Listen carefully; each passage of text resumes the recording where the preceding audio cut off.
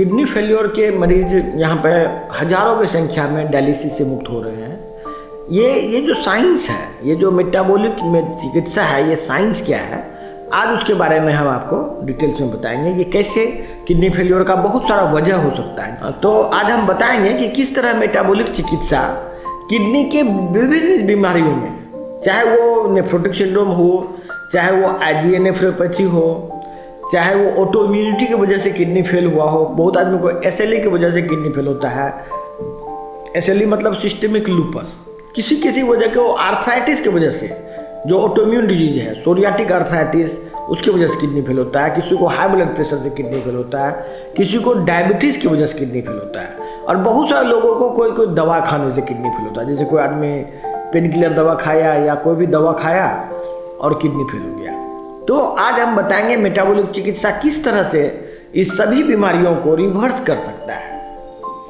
आखिर हमारे चिकित्सा में क्या करते हैं जिसके वजह से ऐसा होता है। हमने बहुत सारे मेडिसिन विकसित किए हैं, हर्ब्स, जिसको आप ये कह सकते हैं मेडिकल में भाषा में, कुछ ऐसा सप्लीमेंट या फूड सप्लीमेंट कह सकते हैं, या कोई ऐसा पदार्थ जो किडनी के अंदर जा सकता है और वहाँ पर रह के इसमें जो नेफ्रॉन्स है, किडनी का जो यूनिट है, ये नेफ्रॉन जो कि उसको फिल्टर करता है, नेफ्रॉन का क्लीनिंग कर सकता हूँ। ये जो नेफ्रॉन्स है, नेफ्रॉन्स में जो गंदगी जमती है, वहीं से किडनी फेल होता है। ये गंदगी 99% of the time immune cells होता है।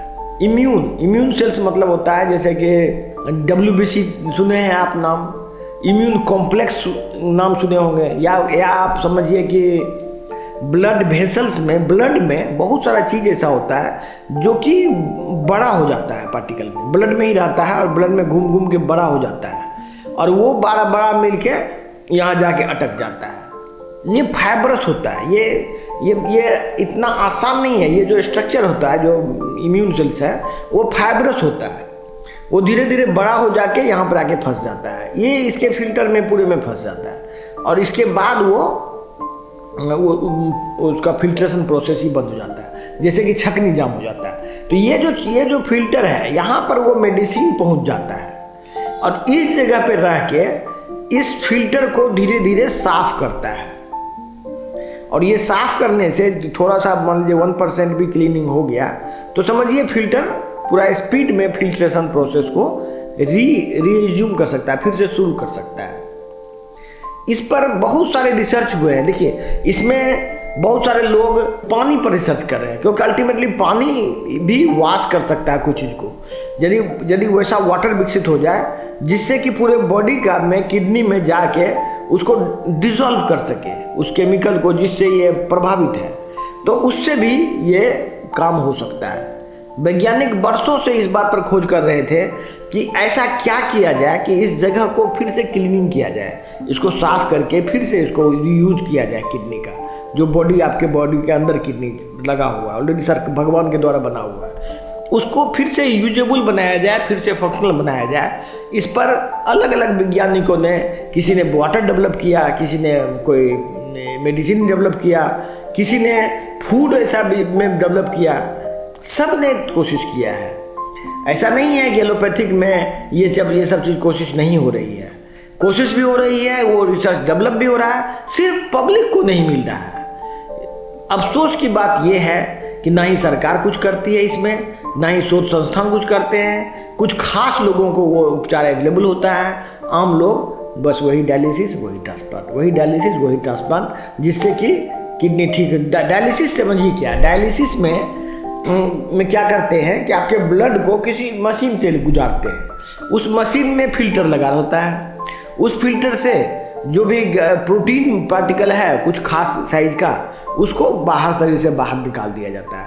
तो ब्लड में जो प्रोटीन होता है उसको हर एक सारा का सारा प्रोटीन निकाल देंगे, तो आपका शरीर जिंदा लाश बन जाता है, और आदमी को 2 दिन 3 दिन तक वो लाश बना रहता है, और 3 दिन के बाद फिर डायलिसिस पर डाल दिया जाता है। तो वैसे लोगों का लाइफ ज़्यादा दिन चल नहीं सकता है, क्योंकि वो जो प्रोटीन लॉस हो रहा है, ये प्रोटीन बनता है लीवर में।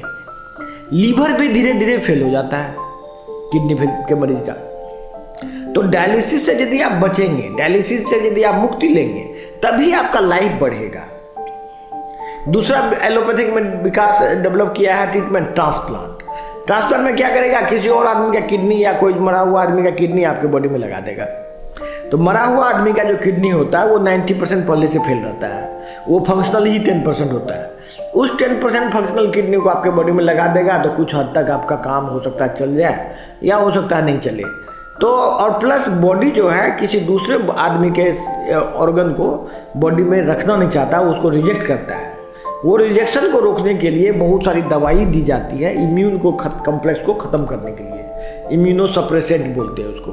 तो वो इम्यूनोसप्रेसेंट से भी किडनी फेल होता है, और उसका जो साइड इफेक्ट है उसकी वजह से वो दवाई को ज़्यादा लंबा समय तक आदमी ले नहीं सकता है। मान लीजिए कोई बूढ़ा आदमी को किडनी फेल हुआ, वो ट्रांसप्लांट करा लिया, उसको 2 साल जिंदा रहना है, 3 साल जीवित रहना है, उसके लिए तो ठीक है, चलो कोई बात नहीं। लेकिन कोई जवान आदमी का किडनी फेल हो जाए, वो क्या करेगा?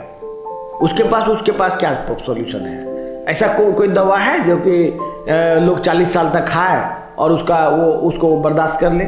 ऐसा कोई मेडिसिन तो बना नहीं है। मेडिसिन मुश्किल से आपको 3 साल 4 साल जीवित रह सकता है ट्रांसप्लांट के बाद। तो इसीलिए ये जो उपचार है ये बहुत ही मार्वेलस है।